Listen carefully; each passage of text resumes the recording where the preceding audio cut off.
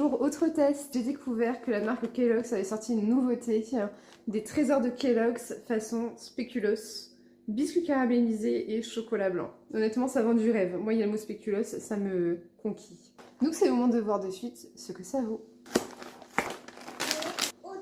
Au niveau de l'odeur, franchement, ça fait vraiment le rappel du spéculoos. Franchement, il n'y a pas de tromperie là-dedans. C'est le moment de tester. Bon, je vous montre pas à quoi ça ressemble, vous connaissez les trésors de Kellogg's, je pense.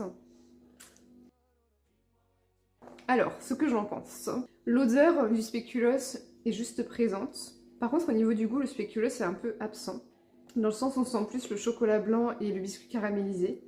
Mais quand on sent qu'il y a du spéculoos. Mais au niveau du goût, légèrement absent, je m'attendais à mieux. Je suis un mini peu déçue sur ce point. Et ça reste tout de même addictif. Alors vous me direz, la fille elle teste ça pur sans lait? Oui, pour la vidéo je teste pur. Et de toute façon, quand je mets mes céréales, donc en premier je mets mes céréales puis le lait, en général je fais en sorte de mettre le lait sur le côté parce que j'adore garder du croustillant, pas que du tout ramollo en fait. Je trouve ça un peu écœurant en fait quand c'est tout mou. Donc voilà. N'hésitez pas à me dire en commentaire si vous êtes plus team à mettre les céréales avant le lait ou le lait avant les céréales. On verra quelle team domine, on va dire. Mais en tout cas, sachez que je valide cette petite chose. N'hésitez pas à me dire aussi en commentaire si vous testez. Sur ce, likez ma vidéo, abonnez-vous pour plus de crash tests. Et je vous dis à très vite dans les crash tests de Mathilde.